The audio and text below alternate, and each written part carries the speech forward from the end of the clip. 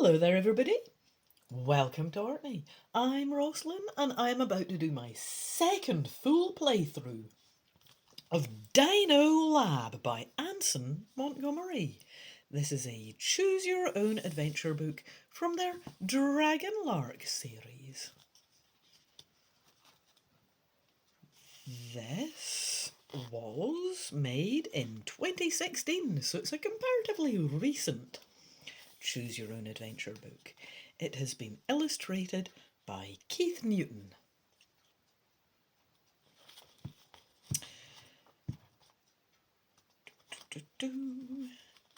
So, today is Wednesday, but you and your sister Maria are not going to school.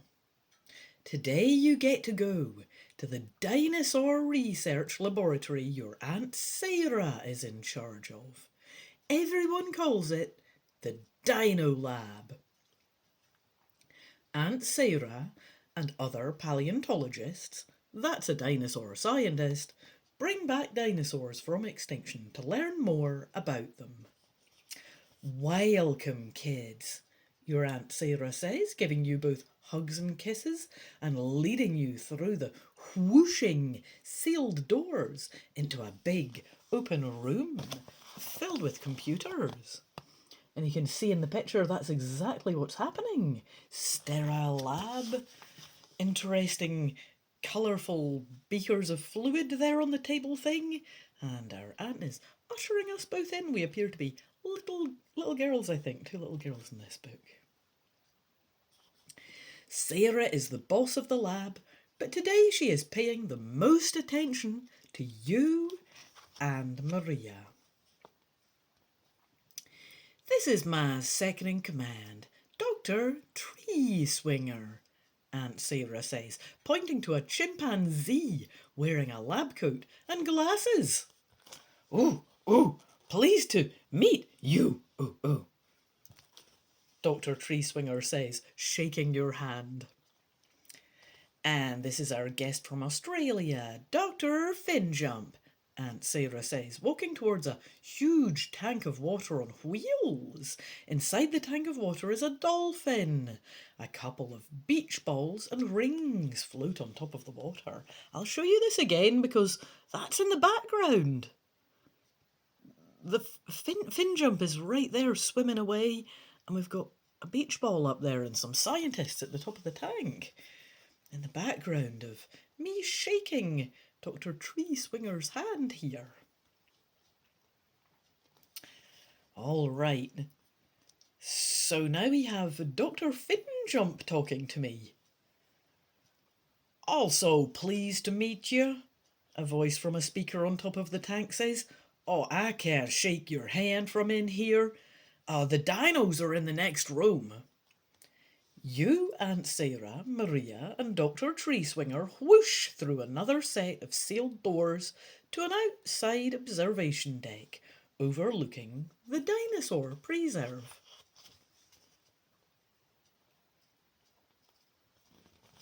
I haven't decided what accents to give us both. I was thinking and also taking in this lovely scene. A double-page spread that I was marvelling at. I'd forgotten that was there. Beautiful picture of the observation deck overlooking all of these dinosaurs. A glorious background there with foliage and oh, lovely rocks and waterfalls. Absolutely beautiful. I'm going to make us both Scottish for whatever reason. Look, Maria, dinos, long neckers. The air smells funny, Maria says, wrinkling her nose. Oh, we have to put special chemicals in the air to keep the dinosaurs, especially the meat-eaters, calm. Here comes Gerald now, Dr. Tree Swinger says. A young man wheels out a cart full of vials, tubes, and beakers. Oh, here come the babies, your aunt says, pointing at a young T-Rex and Stegosaurus approaching right below you. Oh, you are in for a real treat. Even though they are babies, both dinosaurs are bigger than grown elephants. Oh, look up. Dr. Tree Swinger yells as a pterodactyl swoops above your heads. It is huge, bigger than any bird you have ever seen. The wind from its wings ruffles your hair.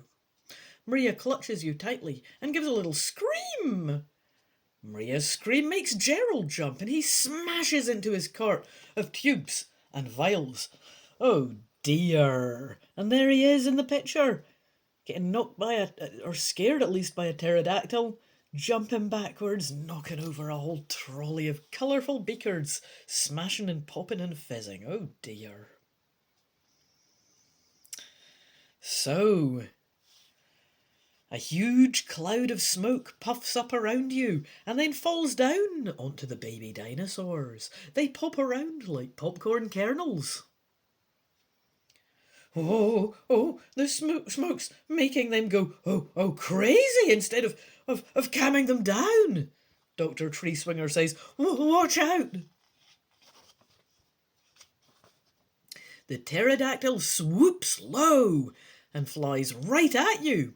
You grab Maria and duck. It zooms straight past you at incredible speed. He hits the glass dome and cracks it.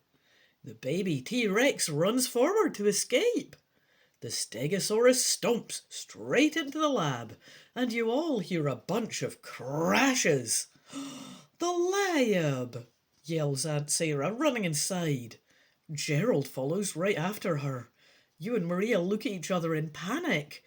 Did anyone notice the T-Rex got loose in the world outside the lab? What should you do? And this is my first choice. We have quite a long intro for this book. Right, but I can decide to chase after the baby Tyrannosaurus Rex. I think I decided that was the most vital thing last time.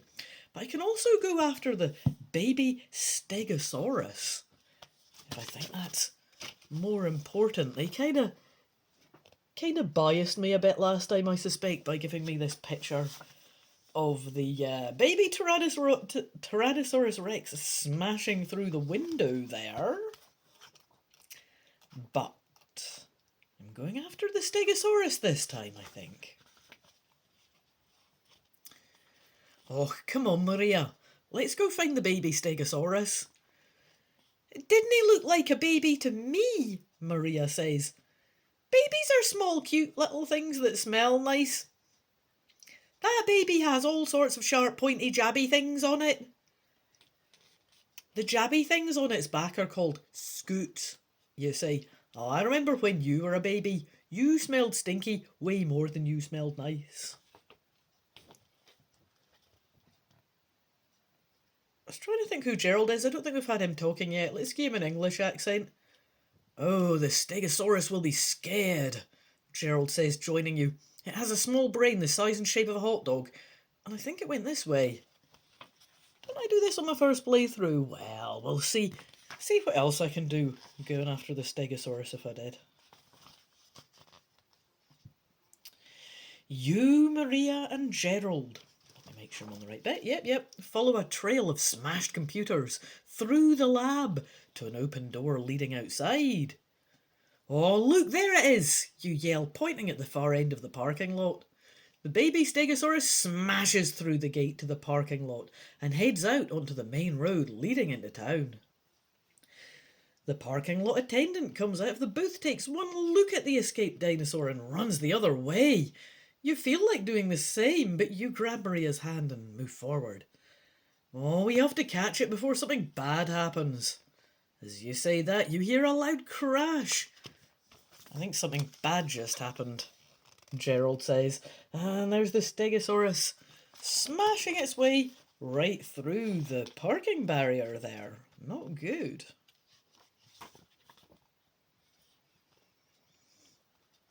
Oh no, Maria says, pointing out the claw marks on the pavement leading away from the car crash.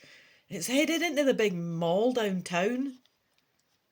Shelley might want to take a nap in the movie theatre. It's nice and dark and cool in there, says Gerald. Won't the dino be looking for food? Maybe it went to the food court, Maria suggests. They both look at you to decide.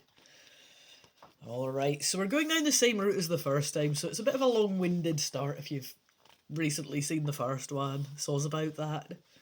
It's maybe not the most branching book that I've got, but I do now get to pick a really unique thing, because the last time I picked the other option here, I get to decide whether I think the Stegosaurus is looking to nap in the darkness of the movie theatre, or whether I want to look for the baby Stegosaurus in the food court.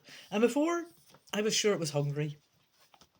Might well want a wee nap in the cinema though. Let's have a look. You decide to go to the movie theatre. People are running out of the doors, screaming.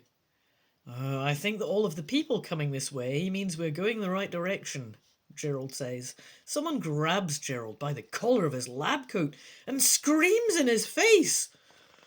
Run! A dragon got loose from one of the movies. It's got huge fangs and it breathes fire and shoots lasers from its ears.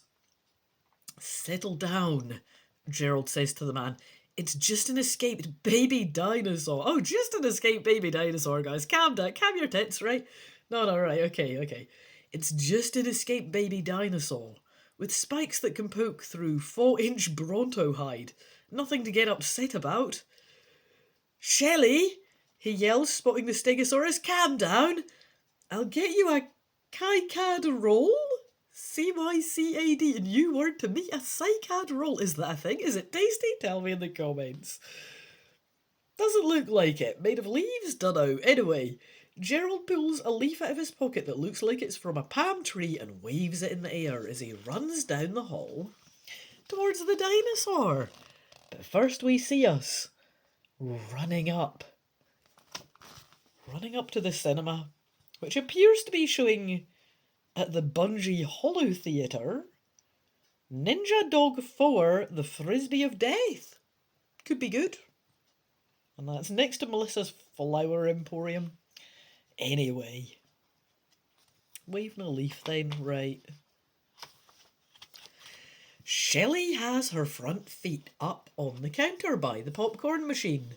She is making a low humming noise that sounds happy while she eats popcorn right from the machine. That's one way to go about it if you're hungry right enough. Well, she's no dafter, Shelley. Look at her guzzling that popcorn up right from the machine. Nice and freshly made, probably. Very good. The top is knocked off and she just munches away. Shelley looks at Gerald for a microsecond before going back to her meal and her humming.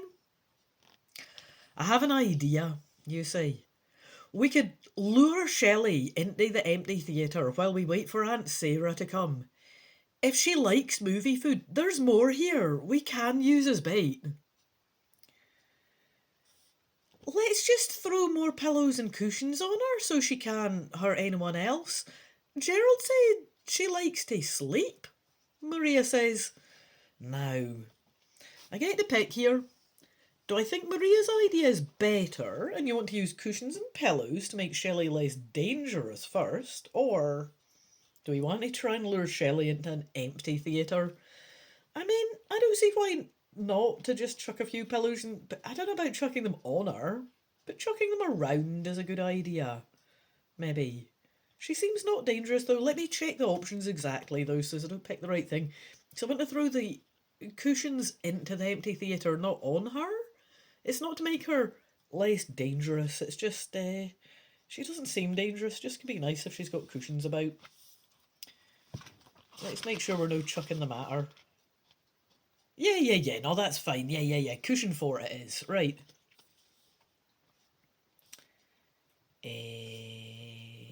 Make sure I see who's speaking. There we go, right. Gerald, you stay here with Shelley. Maria's plan is better than mine. We'll be back with pillows and cushions. When you and Maria get back with borrowed pillows from Pillow World, Shelley is no longer where you left her. You find her in the lobby with Gerald. You and Maria pile pillows on all of Shelley's sharp points, and by the time you are finished, Shelley has curled up in the lobby and is snoozing. May as well join her, you say, lying down on the soft pillows next to Shelley. Aunt Sarah is on her way. May as well get a nap in first. The end.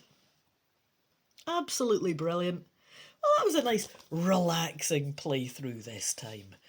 I am about to make another one of these. I'm going to make another one because I had forgotten which path I picked, and I do want to see the other one, which would be going after that more dangerous Tyrannosaurus Rex. I must have just decided that we're a pair of kids and we shouldn't be too dangerous the first time or something. I really don't recall. Definitely they're going to YOLO it this time, though. The next time, I should say, in the third playthrough, coming very soon. Gia, look at the cover again. But I really have run out of things to say, and we'll have to say toodaloo the noo for this playthrough the noo. Hope to see you, though, for the third. Bye-bye.